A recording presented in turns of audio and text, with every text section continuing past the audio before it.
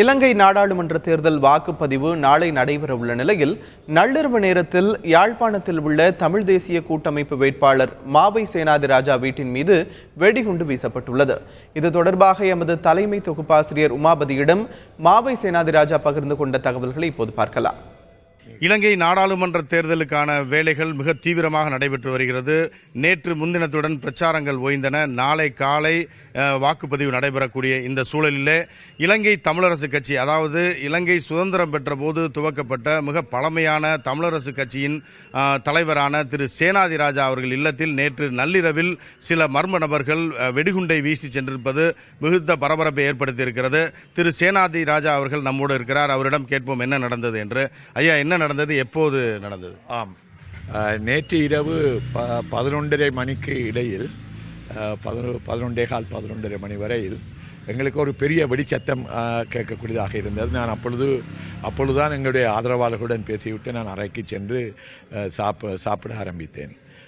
அந்த நேரத்தில் இப்படி ஒரு பெரிய சத்தம் கேட்டவுடன் நாங்கள் வெளியே வந்தபொழுது என்னுடைய பாதுகாவலர்கள் சொன்னார்கள், ஒரு குண்டு வெடித்திருக்கிறது, இந்த கேட் அந்த படலையிலே அது துளைத்து வந்திருக்கிறது. 2 பேர் மர்மமாக மனிதர்களாக அவர்கள் மிக விரைவாக மோட்டார் சைக்கிளில் சென்று கொண்டிருந்து தான் அந்த சம்பவத்தில் பங்கு பெற்றிருப்பார் போல் தெரிகிறது. அப்பொழுது நாங்கள் வெளியே வந்து பார்த்த பொழுது அந்த கேட்டில் ஓட்டை இருந்ததையும் பார்த்தேன்.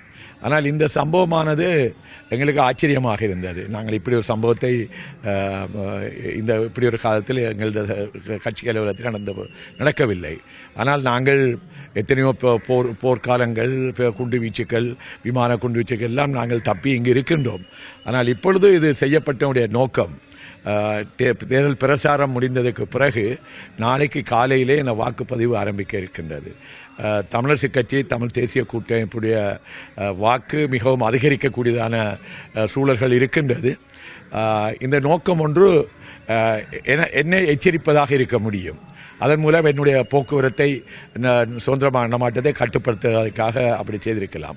2வது, இப்படி எங்களுக்கு இந்த எச்சரிக்கை விடுப்பதன் மூலம் எங்களுடைய ஆதரவாளர்கள் வாக்களிப்பதை கட்டுப்படுத்துவதற்கு அல்லது அந்த பலத்தை குறைப்பதற்கு, அவர்களுக்கு ஒரு அச்சத்தை ஏற்படுத்துவதன் மூலம் வெளியிலே வராமல் பண்ணுவதற்கு இந்த சம்பவம் ஏற்பட்டது என்று நாங்கள் நினைக்கலாம்.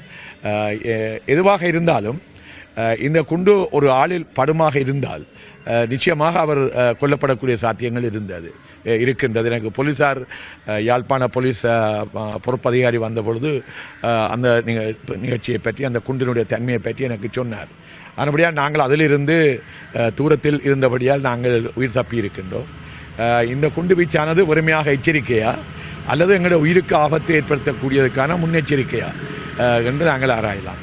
2வது, இது இந்த வெடிகுண்டு ஓட முடியுமா அல்லது எங்களுடைய மக்களை வாக்களிக்காமல் தடுப்பதற்காக தொடர்ந்து இப்படியான குண்டுவெடிப்புகள் இடம்பெறலாமா என்ற ஒரு சந்தேகத்தை எங்களுக்கு எழுப்பியிருக்கின்றது. ஏனென்றால் என்னுடைய இன்னொரு வேட்பாளர், எங்கள் கட்சியைச் சேர்ந்த வேட்பாளர் ஸ்ரீகாந்தா அவருடைய இல்லத்திலும் அதே மாதிரியான ஒரு குண்டுவீச்சு நடைபெற்றிருக்கின்றது. அதன்படியால் அதற்கு மேல் ஒன்றும் நடைபெறவில்லையானாலும் இன்று இரவு, நாளை காலை சில வேளை இப்படியான குண்டுவீச்சுகள் நடத்தி எங்களுடைய மக்கள் மிக பெருமளவில் தமிழ் தேசிய கூட்டமைப்பு, தமிழரசு கட்சிக்கு வாக்களிக்க இருக்கின்ற சந்தர்ப்பத்தில் எங்களுக்கு இந்த மக்களை வாக்களிக்காமல் தடுக்கின்ற ஒரு நடவடிக்கையா இது என்ற சந்தேகம் தான் எங்களுக்கு ஏற்படுகின்றது. ஐயா, சேனாதிராஜா அவர்களின் இல்லத்தில் வெடிகுண்டு வீசப்பட்டதை போல மற்றொரு முன்னணி வேட்பாளரான தமிழரசு கட்சியைச் சேர்ந்த திரு ஸ்ரீகந்தா என்பவர் வீட்டின் மீதும் வெடிகுண்டு வீசப்பட்டிருக்கிற சம்பவம் யாழ்ப்பாணம் மட்டுமில்லாமல் வடக்கு மாகாணம் முழுவதும் ஒரு பரபரப்பை ஏற்படுத்தி இருக்கிறது.